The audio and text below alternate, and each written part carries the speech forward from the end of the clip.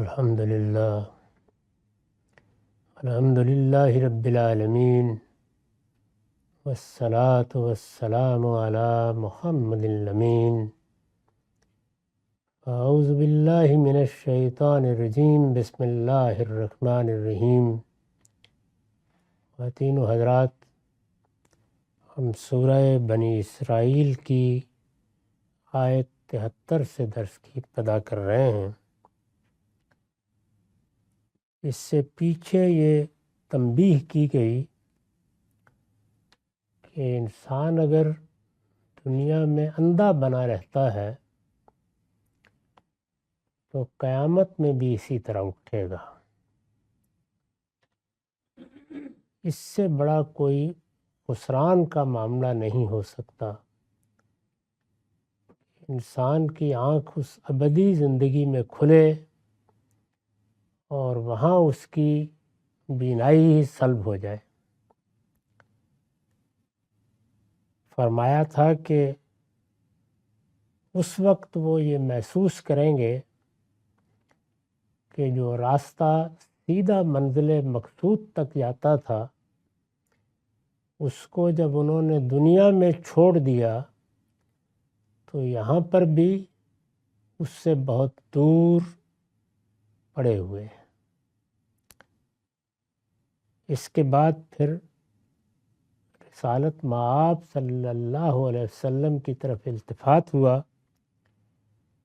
اور فرمایا کہ وَإِن كَادُوا لَيَفْتِنُونَكَ عَنِ الَّذِي أَوْحَيْنَا إِلَيْكَ لِتَفْتَرِيَ عَلَيْنَا غَيْرَهُ وَإِذًا لَاتَّخَذُوكَ خَلِيلًا۔ اے پیغمبر، قریب تھا کہ یہ اس چیز سے ہٹا کر تم کو فتنے میں ڈال دیں جو ہم نے تمہاری طرف وحی کی ہے۔ اللہ تعالیٰ کے پیغمبر بھی جب اس کی دعوت لے کر اٹھتے ہیں اور مخاطبین یہ محسوس کر لیتے ہیں کہ یہ دعوت بڑی مؤثر ہو رہی ہے، یہ دل و دماغ میں اتر رہی ہے، تو وہ کوشش کرتے ہیں کہ اس دعوت کو اس کے صحیح راستے سے ہٹا کر بعض ان چیزوں کے ساتھ مصالحت پر آمادہ کر دیا جائے جس سے ان کے اور ان کے پیشواؤں کے معاملے میں جو فضا بن رہی ہے وہ نہ بن سکے۔ یہ انسان کی کمزوریوں میں سے ایک بڑی کمزوری ہے۔ وہ جب کوئی رائے اختیار کر لیتا ہے، کوئی نقطہ نظر اپنا لیتا ہے تو وہ چیز اس کا تعصب بن جاتی ہے۔ وہ جن شخصیات سے کچھ سیکھتا سمجھتا ہے ان کے ساتھ بھی ایسا ہی تعلق استوار کر بیٹھتا ہے۔ یہ چیز حق کو قبول کرنے کی راہ میں رکاوٹ بنتی ہے۔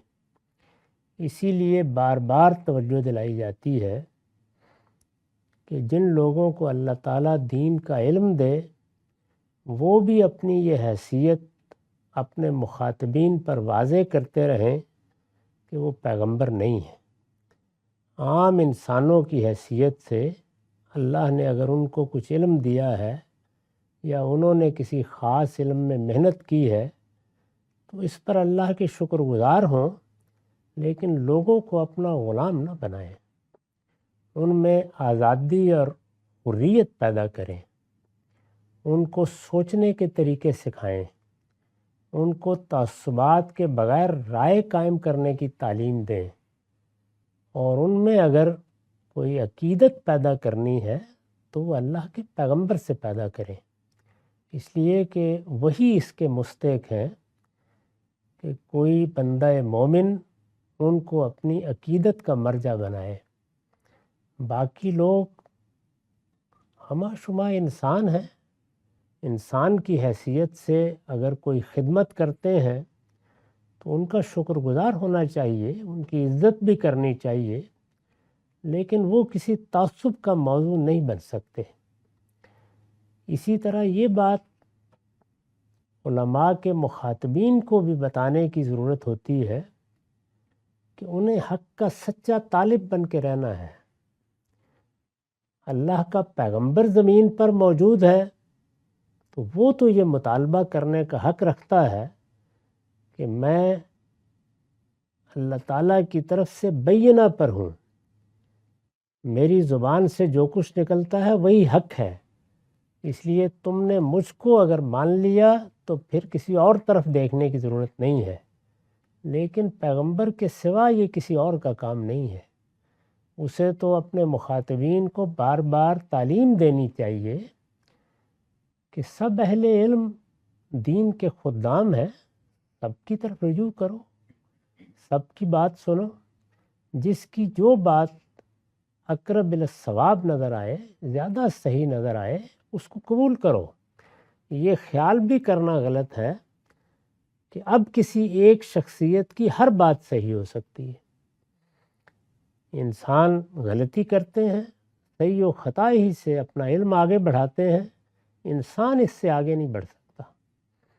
تو یہ بات کیونکہ بالعموم بتائی نہیں جاتی، اس کی تعلیم نہیں دی جاتی، تو قوموں میں، جماعتوں میں خاص طرح کی عصبیت پیدا ہو جاتی ہے۔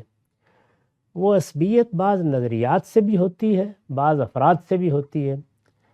چنانچہ پیغمبر بھی جب دعوت لے کے اٹھتے ہیں اور اس کی زد ان عصبیتوں پر پڑتی ہے جن سے پہلے انسان کی صدیوں کی محبت ایک تاریخ بنا چکی ہوتی ہے، اس پر پڑتی ہے، تو انہیں مصالحت پر آمادہ کیا جاتا ہے۔ قرآن مجید نے یہاں ایک لفظ استعمال کیا ہے کہ اگر کوئی شخص حق کے معاملے میں ان عصبیتوں کی پرواہ کرنے لگ جائے تو یہ فتنہ ہے، یہی لفظ استعمال کیا ہے۔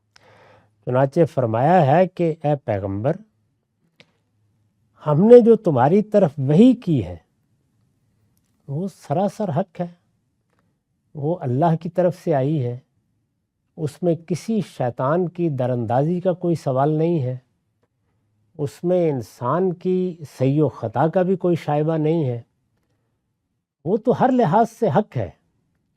یہ چاہتے تھے کہ اس میں تم کوئی ترمیم کر دو اور اپنی طرف سے کچھ ہمارے ساتھ مصالحت کی بات بھی اس میں بنا کے شامل کر دو۔ یہ افطرا کرنے کے لیے کہہ رہے تھے۔ افطرا کا مطلب یہ ہے کہ اپنی طرف سے جھوٹ کوئی بات گھڑ کے اللہ کی طرف نسبت دے دینا۔ ہر درجے میں یہی ہوگا۔ پیغمبر اگر جو وہی اس کی طرف کی جاتی ہے اس میں ایسی کوئی بات کرے گا تو اس سے بڑا فتنہ کیا ہے جس میں خود پیغمبر مبتلا ہو گیا۔ آگے آپ دیکھیے گا کہ خود پیغمبر کے معاملے میں کتنے سخت لب و لہجے میں تنبیہ فرمائی ہے۔ یہی معاملہ درجہ بدرجہ اہل علم کا ہوگا۔ ان کو اللہ نے توفیق دی کہ وہ دین کو سمجھیں۔ یہ تو بالکل صحیح ہے کہ ان کے فہم میں غلطی ہو سکتی ہے، لیکن یہ غلطی جب تک ان پر واضح نہیں ہے اور ان کا ضمیر مطمئن ہے کہ وہ اس بات کو یا اس بات کو صحیح سمجھتے ہیں، تو پھر اس میں انہیں مصلحتوں کے پیش نظر کوئی ترمیم نہیں کرنی چاہیے۔ ہمیشہ یہ دیکھنا چاہیے کہ دین کی دعوت میں کیا چیز دین ہے وہ ہر حال میں بیان ہونی ہے، یعنی وہ جلد بیان ہو، بدیر بیان ہو۔ ہر صاحب دعوت کا منصب یہی ہے کہ وہ اس کو بے کم و کاست بیان کرے۔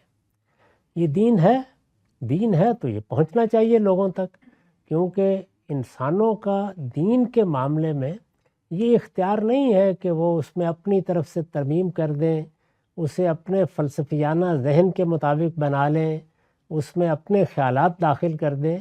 یہ تو سمجھنے کی چیز اور پہنچانے کی چیز ہے، یعنی سمجھنے میں کوئی کوتاہی نہیں کرنی چاہیے، جو کچھ سمجھ میں آئے اس کو پہنچانا چاہیے۔ ہاں، اس صراحت کے ساتھ کہ ہم انسان ہیں، ہم سے سمجھنے میں غلطی ہو سکتی ہے، لیکن بے کم و کاست پہنچانا چاہیے۔ جب وہ چیز لوگوں تک پہنچائی جائے گی تو کچھ ایسی چیزیں بھی ہوں گی جو فی الواقع لوگوں کے جذبات کے خلاف ہوں گی، ان کے تعصبات کے خلاف ہوں گی، ان کی پہلے سے مانی ہوئی باتوں کے خلاف ہوں گی۔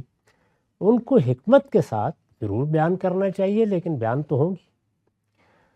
کسی وقت براہ راست بیان ہوں گی، کسی وقت بالواسطہ بیان ہوں گی، اور ہر صاحب علم یہ طے کرتا ہے کہ کب کس وقت کیا بات بیان کرنی ہے۔ اس میں جو حکمت ملحوظ ہوتی ہے وہ یہ نہیں ہوتی کہ لوگ کیا کہیں گے، اس کا نتیجہ کیا نکلے گا، اس میں کون راضی ہوگا اور کون ناراض ہوگا۔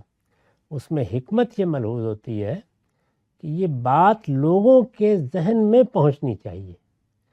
تو گویا بات کو پہنچانے کی مصلحت اور حکمت کے سوا کوئی چیز ملحوظ نہیں رکھنی چاہیے۔ کب بات کہی جائے، کس موقع پر کہی جائے، انسانوں کو کتنا تیار کیا جائے اور پھر یہ بات کہی جائے، یہ سب تو پیغمبروں نے بھی ملحوظ رکھا ہے۔ لیکن کسی دنیاوی مصلحت کے لیے، اپنی مقبولیت کو قائم رکھنے کے لیے، اپنے کام کے فروغ کے لیے وہ راضی ہو جائیں یا راضی رہیں، یہ دیکھیے قرآن مجید نے اس کو فتنہ قرار دیا ہے، یعنی یہ اہل علم کا فتنہ ہے، بلکہ کہا ہے کہ پیغمبر بھی اس فتنے میں مبتلا کیے جاتے ہیں، یعنی انہیں لوگ گرد و پیش میں چاہتے ہیں کہ اس فتنے میں مبتلا کر دیں۔ پیغمبر قریب تھا، یعنی انہوں نے پوری کوشش کر کے دیکھ لی، قریب تھا کہ یہ اس چیز سے ہٹا کر، کس چیز سے ہٹا کر، جو ہم نے تمہاری طرف وحی کی ہے، تاکہ اس قرآن کے سوا تم کوئی دوسری بات ہم سے افطرا کر کے پیش کر دو، یعنی ہماری مرضی کی بات، ہماری سمجھ میں آنے والی بات جو ہمیں اچھی لگے۔ یہ چاہتے تھے کہ تم اللہ کی وحی پیش کر رہے ہو، وہی قرآن ہے، اب قرآن کے سوا کوئی بات اپنی طرف سے ایسی کہو کہ جس سے کوئی مصالحت کی، ساتھ چلنے کی راہ نکلے۔ ارشاد فرمایا کہ یہ فتنہ ہے جس میں یہ تمہیں ڈالنا چاہتے تھے۔ تمہارا تو کام ہی یہی ہے کہ بلغ ما انزل الیک، جو تم پر نازل کیا گیا اسے بے کم و کاست پہنچاؤ، لتبین للناس ما نزل الیہم۔ پیغمبر کا منصب یہی ہے کہ جو بات اس کی طرف نازل کر دی گئی ہے، جو اس پر واضح کر دی گئی ہے، وہ اس کا ابلاغ کر دے بے کم و کاست۔ مانتے ہیں لوگ مانیں، نہیں مانتے ہیں نہ مانیں۔ یہ فتنے میں ڈالنا چاہتے تھے۔ فرمایا کہ وَإِذًا لَاتَّخَذُوكَ خَلِيلًا، اگر تم ایسا کرتے تو یہ ضرور تمہیں اپنا دوست بنا لیتے، یعنی پھر تو سر آنکھوں پر بٹھاتے۔ یہ جو اس وقت مخالفت کر رہے ہیں، بدنام کر رہے ہیں، پروپیگنڈا کر رہے ہیں، اسکینڈل بنا رہے ہیں، یہ سب چھوڑ دیتے، تمہارے ساتھ پھر ان کی دوستی ہوتی، سر آنکھوں پر بٹھاتے۔ اگر تم ایسا کرتے تو یہ ضرور تمہیں اپنا دوست بنا لیتے۔ اس پر میں نے حاشیہ لکھا ہے، اصل الفاظ ہیں وَإِن كَادُوا لَيَفْتِنُونَكَ عَنِ الَّذِي أَوْحَيْنَا إِلَيْكَ، ان میں ان اشارہ کر رہا ہے کہ لِيَفْتِنُونَكَ یہاں یصرفونک یا اس کے ہم معنی کسی لفظ پر متضمن ہے، یعنی قرآن سے ہٹا کر کا مفہوم اس میں آ گیا ہے۔ اللہ کی کتاب نے جو بات بیان کی یا اللہ کے پیغمبر نے جو بات اللہ کی طرف سے جانی، اسے وہ چھوڑ دیں اور ان کی مرضی کی کوئی بات اپنی دعوت میں شامل کر لے، یہ تقاضا کر رہے ہیں، یا کم سے کم جو کچھ یہ چاہتے ہیں اس کو کسی نہ کسی جگہ رکھ لے اور اپنی دعوت کا حصہ بنا لے۔ تو قرآن نے کہا کہ اس طرح یہ قرآن سے ہٹا کر تمہیں اپنی مرضی کا تابع بنانا چاہتے ہیں۔ مطلب یہ ہے کہ تم چونکہ ان کے ایمان کے حریص ہو، ظاہر ہے کہ ہر داعی جب اپنی دعوت پیش کرتا ہے تو اس کی خواہش ہوتی ہے کہ لوگ اس کی بات سنیں، مانیں، وہ اس بات کو حق سمجھتا ہے تو اس کے اندر حرص پیدا ہوتی ہے کہ لوگوں کی بڑی تعداد بھی اسی بات کو صحیح سمجھ کر اختیار کر لے۔ رسالت مآب صلی اللہ علیہ وسلم بھی لوگوں کے ایمان کے حریص تھے، یہی لفظ قرآن نے استعمال کیا ہے، یہ لوگ مان لیں، یہ میری بات سنیں، میں ان کا خیر خواہ ہوں، میں ان سے کوئی معاوضہ نہیں مانگ رہا، میں تو بے مزد بتا رہا ہوں ان کو جو مجھ پر نازل کیا گیا ہے۔ مطلب یہ ہے کہ تم چونکہ ان کے ایمان کے حریص ہو، اس لیے تمہاری اس خواہش سے فائدہ اٹھا کر یہ تمہیں اس فتنے میں ڈالنا چاہتے تھے کہ ایمان و اسلام کی طرف کچھ بڑھنے کا تاثر دے کر، یعنی یہ تاثر دے کر کہ ہم تو بات سننا چاہتے ہیں، ماننا چاہتے ہیں، بس ذرا یہ ہے کہ اپنی دعوت میں کچھ ترمیم کر لیجئے۔ تاثر دے کر تمہیں آمادہ کریں کہ اپنی دعوت میں تم کچھ ترمیم کر لو اور اس طرح یہ تم کو تمہارے موقف سے ہٹا دیں۔ تو یہ مخاطبین کا ایک خاص یوں سمجھ لیجئے کہ ہنر ہے جس کو وہ ایک مرحلے پر آزماتے ہیں۔ اس کو قرآن نے دائی کا فتنہ کہا ہے، دعوت دینے والے کا فتنہ۔ پیغمبروں کو اس فتنے میں مبتلا کرنا چاہتے ہیں ان کے مخاطبین، اور یہ بتایا ہے کہ وہ بالکل تیار بیٹھے ہوتے ہیں۔ کیوں؟ انہیں معلوم ہوتا ہے کہ دعوت مؤثر ہو رہی ہے، پیغمبر کی شخصیت لوگوں کے دل و دماغ میں گھر کر رہی ہے، اس لیے وہ اس کو اپنا لینا چاہتے ہیں، لیکن اپنی شرائط پر اپنانا چاہتے ہیں۔ یہ نہیں چاہتے کہ جس طرح پیغمبر ہے، جیسے وہ دعوت پیش کر رہا ہے، مانے اسے۔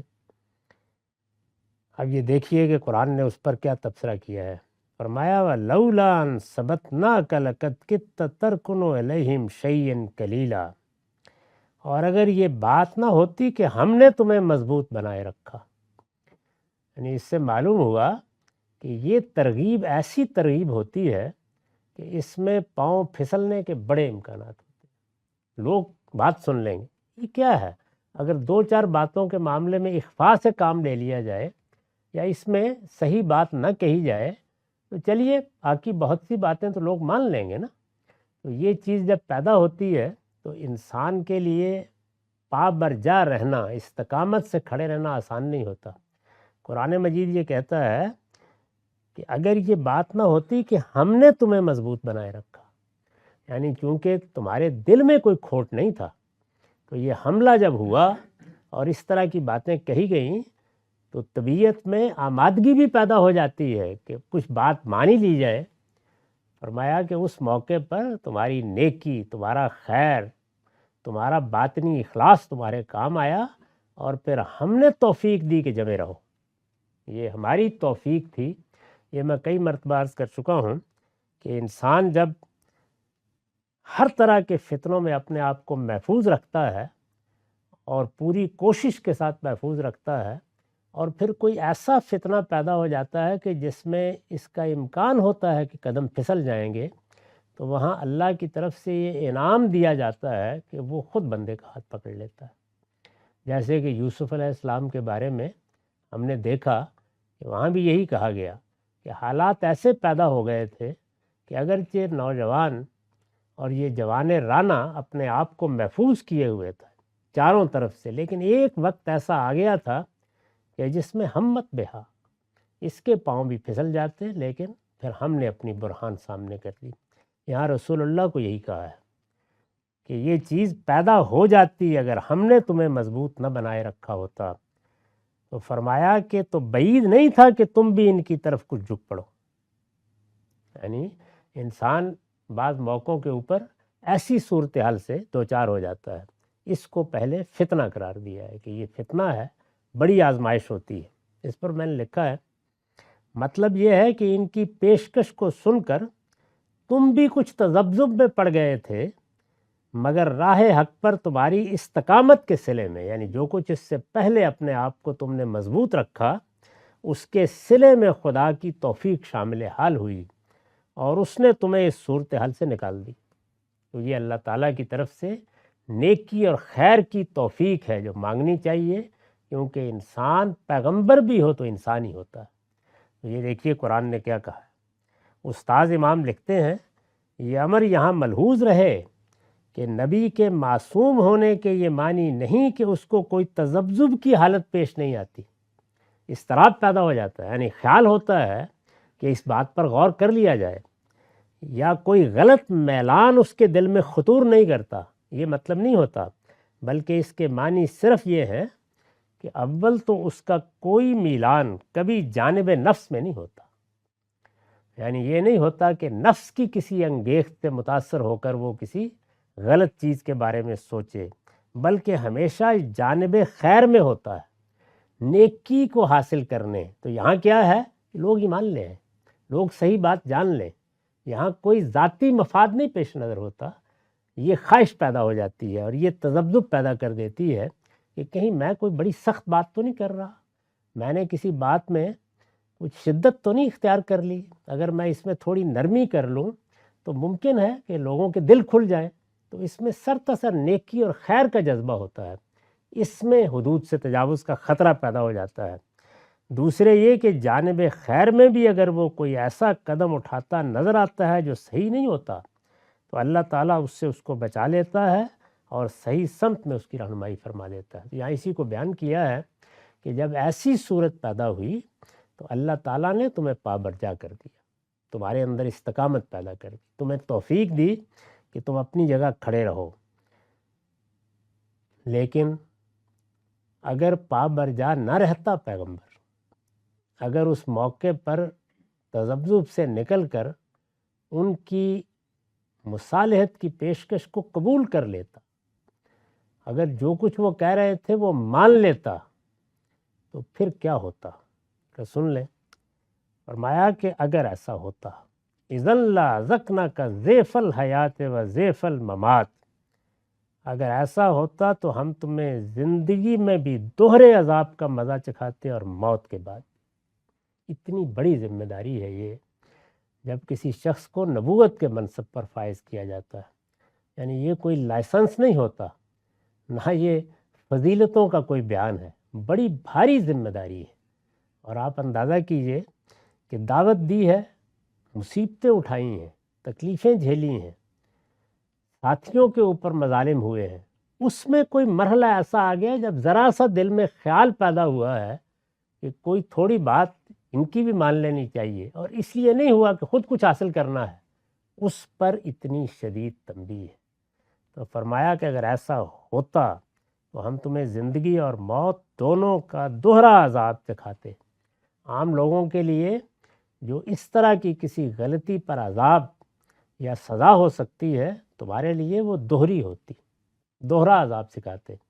اور یہ بھی میں عرض کر چکا کہ اللہ تعالیٰ جب کسی فرد یا قوم کا انتخاب کر لیتے ہیں اپنے لیے تو پھر یہ نہیں ہوتا کہ معاملات قیامت میں ہوں گے، پھر دنیا میں بھی اس کے لیے جزا و سزا ہے اور آخرت میں دونوں جگہ۔ تو یہاں پر بھی دیکھیے خاص طور پر بتا دیا ہے کہ ضعف الحیات و ضعف الممات، یعنی دنیا میں بھی دوہرا عذاب اور آخرت میں بھی دوہرا عذاب۔ اور فرمایا کہ کیا خیال ہے کہ اس وقت کوئی ہمارے مقابلے میں آ کے کھڑا ہو جاتا اور یہ کہتا کہ ہم اس پیغمبر کے مددگار ہیں، ثم لا تجد لک علینا نصیرا، پھر تم ہمارے مقابلے میں اپنا کوئی مددگار نہ پاتے، یعنی خدا کا فیصلہ نافذ ہو جاتا، کوئی پرواہ نہیں ہوتی اللہ تعالیٰ کو اس طرح کے موقعوں پر، اور نہ اس نے اس طرح کے کوئی محبوب بنا رکھے ہوتے ہیں۔ ذمہ داری ہے، ادا کرو گے تو دنیا اور آخرت کی نعمتیں پاؤ گے، نہیں ادا کرو گے تو دنیا میں بھی دوہرا عذاب اور آخرت میں بھی دوہرا عذاب۔ یہ اس پروردگار کے قوانین ہیں جس نے یہ قرآن نازل کیا ہے۔ ان چیزوں کو لوگ پڑھتے ہیں اور اس کے بعد خیال کرتے ہیں کہ یہ عرب کے ایک شخص نے خود گڑھ لیا ہے۔ یہ اندازہ کر لیں کہ اس میں خود ان سے کس لب و لہجے میں گفتگو ہوتی ہے۔ میں نے لکھا ہے یعنی دنیا میں بھی دوہرا عذاب چکھاتے اور موت کے بعد آخرت میں بھی، یہ اسی قاعدے پر ہے کہ جن کے رتبے ہیں سوا ان کو سوا مشکل ہے۔ چنانچہ ہمیں یہ معلوم ہے کہ رسالت مآب صلی اللہ علیہ وسلم کی ازواج مطہرات کا پہلا دور عام خواتین کا دور ہے، یعنی ان کے لیے وہی قاعدے وہی ضابطے تھے جو عام خواتین کے لیے۔ رسالت مآب صلی اللہ علیہ وسلم اللہ کے پیغمبر تھے، ان کو پیغمبری نہیں دی گئی تھی۔ آپ ان میں سے کسی کو چھوڑ دیتے، کسی کے ساتھ اپنے تعلقات قائم رکھتے، جو کچھ بھی تھا وہ جیسے دنیا میں ہوتا ہے ویسے ہی تھا۔ لیکن ایک وقت ایسا آ گیا کہ جب ان کے تعلق کو منافقین نے مسئلہ بنا لیا اور رسالت مآب صلی اللہ علیہ وسلم کے خاندان کو اسکینڈلائز کرنے کے لیے طرح طرح کے فتنے اٹھانے شروع کر دیے۔ تو آپ سورہ احزاب میں دیکھیں گے کہ پھر اللہ تعالیٰ نے ان خواتین سے یہ کہا کہ کسی کی آزادی سلب نہیں کی جا سکتی، تم اب یہ فیصلہ کر لو کہ کچھ زائد پابندیاں لگانا ناگزیر ہو گیا ہے، کیونکہ ہر وقت اب یہ نہیں ہو سکتا کہ گواہ کھڑے کیے جائیں، ایک بڑا اسکینڈل بن گیا تھا۔ تو اس طرح کی صورتحال میں اس دعوت کو بڑا نقصان پہنچنے کا اندیشہ ہے، تم اس کا تحمل نہیں کر سکو گے، یعنی یہ ذمہ داری ہے نا، ذمہ داری غیر معمولی ذمہ داری ہے، تم اس کا تحمل نہیں کر سکو گے، تو لہٰذا ہم پیغمبر سے یہ کہتے ہیں کہ وہ خوش اسلوبی کے ساتھ علیحدگی اختیار کر لیں، تم جاؤ اور آزاد ہو، جہاں چاہے شادی کرو، عام انسانوں کی زندگی بسر کرو۔ یہاں معاملہ بہت سنگین ہو گیا ہے، سنگین ہو گیا ہے، تو اب فیصلہ کر لو کیا کرنا ہے۔ تو سب نے کہا کہ کوئی سوال ہی نہیں پیدا ہوتا اس کا۔ سیدہ عائشہ نے تو وہ جواب دیا کہ جو تاریخ میں سنہری حروف سے لکھنے کا ہے، رسول اللہ نے فرمایا کہ تم اپنے والد سے مشورہ کر لو۔ انہوں نے کہا کہ کیوں، میں کیوں مشورہ کروں گی اس معاملے میں نے فیصلہ کر لیا کہ میں نے اللہ کے پیغمبری کو اختیار کرنا ہے۔ تو جب یہ فیصلہ انہوں نے کر لیا تو پھر وہاں بھی بالکل یہی مضمون ہے۔ اب سوچ لو، اب اگر تم نے نیکی اور خیر کو اختیار کیا تو دوہری جزا ہے، اور اگر اب کوئی اس طرح کا معاملہ تم سے ہو گیا کہ جو ہم نے حدود قائم کیے ہیں ان کی خلاف ورزی ہو گئی، تو پھر دوہرا عذاب۔ تو ذمہ داری کے منصب پر پھر قانون بھی تبدیل ہو جاتا ہے۔ یہاں پر بھی اسی کو بیان کیا ہے کہ پھر زندگی اور موت میں دونوں کو دوہرا عذاب دکھاتے یہ ہوتا۔ ثم لا تجدوا لک علینا نصیرا، تم پھر ہمارے مقابلے میں کوئی مددگار نہ پاتے۔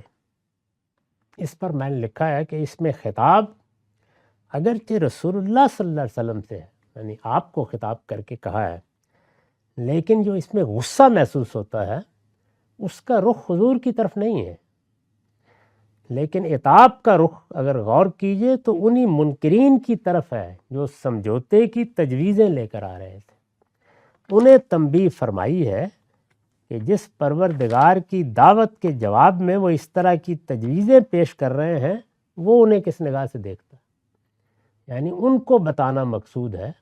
جیسے بعض اوقات ہم اپنے ہی کسی بچے کو سخت الفاظ میں تنبیہ کرتے ہیں اور اس سے مقصود یہ ہوتا ہے کہ جو دوسرے اس کو طرح طرح کے مشورے دے رہے ہیں ان کو کان ہو جائے۔ تو یہ گویا عتاب کا رخ ادھر ہے، لیکن توجہ اس سخت لب و لہجے میں رسالت مآب صلی اللہ علیہ وسلم کو دلائی ہے۔ ارشاد ہوا وَإِن كَادُوا لَيَسْتَفِزُّونَكَ مِنَ الْأَرْضِ لِيُخْرِجُوكَ مِنْهَا وَإِذًا لَا يَلْبَسُونَ خِلَافَكَ إِلَّا قَلِيلًا، کہ یہ پہلے تو یہی کریں گے جو پیچھے ہو گیا، تمہیں فتنے میں مبتلا کر دیں، پیغمبر کے منصب میں رکھنا پیدا کر دیں۔ ظاہر ہے کہ اگر اس طرح کا کوئی معاملہ پیغمبر سے ہو جائے تو اللہ کی جزا و سزا تو ہو جائے گی۔ وہ ہم جانتے ہیں کہ ایک معمولی سے معاملے میں، جو بظاہر معمولی معاملہ لگتا ہے، کہ پیغمبر نے دعوت دی ہے، قوم نے اس کی بات نہیں سنی ہے، پیغمبر کو خیال ہوا ہے کہ میں نے تو کوئی کسر نہیں چھوڑی، یہ ہے ہی لا خیر ہے، کوئی بات سنتے ہی نہیں ہے، تو انہوں نے کہا کہ اب تو ان پر عذاب ہی آنا چاہیے، قوم کو چھوڑ کر نکل گئے۔ تو یہ معلوم ہے کہ پھر اللہ تعالیٰ نے کیا معاملہ کیا۔ تو رسالت مآب صلی اللہ علیہ وسلم کو ان کا حوالہ دے کر، یعنی سیدنا یونس کا حوالہ دے کر 2-3 جگہ یہ فرمایا ہے کہ وَلَا تَكُنْ كَصَاحِبِ الْحُوتِ، تو وہ غلطی نہ کر بیٹھنا کہیں۔ جب تک ہم ایک منصب پر فائز کر کے اس کے تقاضے پورے نہیں کروا لیں گے، اس وقت تک تم اپنی قوم کو چھوڑ کر بھی نہیں جا سکتے۔ تو یہ لوگ اس طرح کی چیزیں پیش کر رہے تھے، اس پر توجہ دلائی اور فرمایا کہ جب یہ ان مصالحت کی تجویزوں میں کامیاب نہیں ہوں گے، اس طرح کی تجویزیں پیش کر کر کے عاجز ہو جائیں گے، تو پھر انہوں نے آخری قدم بھی اٹھانا ہے، اور وہ آخری قدم یہ ہے کہ یہاں سے تمہیں نکال دیں۔ وَإِن كَادُوا لَيَسْتَفِزُّونَكَ مِنَ الْأَرْضِ، یہ اس سرزمین سے تمہارے قدم اکھاڑ دینے کے در پہ ہے۔ یعنی اب نوبت یہاں آ گئی ہے کہ پہلے یہ فتنے برپا کرنا چاہتے تھے، اس پہ کامیاب نہیں ہوئے، تو اب چاہیں گے کہ یہاں سے نکالیں، یعنی سرزمین مکہ سے، تاکہ تم کو یہاں سے نکال دیں۔ لِيُخْرِجُوكَ مِنْهَا، فرمایا لیکن ان کو اب یہ بتا دو، اب یہ کہ نا وہی عتاب جو جن کی طرف ہے وہ اب کھل کے سامنے آ گیا، ان کو یہ بتا دو تم خدا کے رسول ہو، اور خدا کے رسول کو اس کی بستی سے نکالنے کے بعد وہ بستی پھر اس قوم کے لیے بھی نہیں رہتی۔ تو یہ ہونا ہے۔ یہ سنیے، دیکھیے کن الفاظ میں کہا ہے، یہ اس سرزمین سے تمہارے قدم اکھاڑ دینے کے درپے ہیں تاکہ تم کو یہاں سے نکال دیں۔ وَإِذًا لَا يَلْبَسُونَ خِلَافَكَ إِلَّا قَلِيلًا، لیکن اگر ایسا ہوا تو تمہارے بعد یہ بھی کچھ زیادہ دیر ٹھہرنے نہ پائیں، پھر ان کو بھی اس بستی میں رہنا نصیب نہیں ہوگا۔ اس پر میں نے لکھا ہے کہ اللہ کے رسول کو ہجرت پر مجبور کر دیا جائے تو اس کے قوم کو چھوڑ کر نکلتے ہی قوم کی امان اٹھ جاتی ہے اور عذاب کا فیصلہ ہو جاتا ہے۔ آگے فرمایا ہے کہ یہ ایک سنت الہی ہے جس میں کبھی کوئی تبدیلی نہیں ہوتی، یہ پیشین گوئی اسی سنت کے مطابق کی گئی۔ چنانچہ رسول اللہ صلی اللہ علیہ وسلم کے مکہ سے نکل جانے کے بعد عرب بھر پوری ہو گئی۔ چنانچہ فرمایا ہے کہ سنت من قد ارسلنا قبلک من رسلنا ولا تجد لسنتنا تحویلا، تم سے پہلے اپنے جو رسول بھی ہم نے بھیجے ہیں ان کے بارے میں اس سنت کو یاد رکھو اور ہماری اس سنت کو تم کبھی ٹلتے نہ پاؤ گے۔ تو یہ واضح کر دیا کہ اب ان میں سے کیا راستہ ہے، اس کا انتخاب ان کو کرنا ہے۔ معاملہ اب آخر میں پہنچ رہا ہے۔ یہ صورتیں اور اس مضمون کی صورتیں وہ ہیں کہ جن میں اب ہجرت قریب آ رہی ہے، آگے ہجرت کی وہ لافانی دعا آ رہی ہے جس کو ہم انشاءاللہ اگلی نشست میں پڑھیں گے۔ اقول قولی ھذا واستغفر اللہ لی ولکم ولسائر المسلمین۔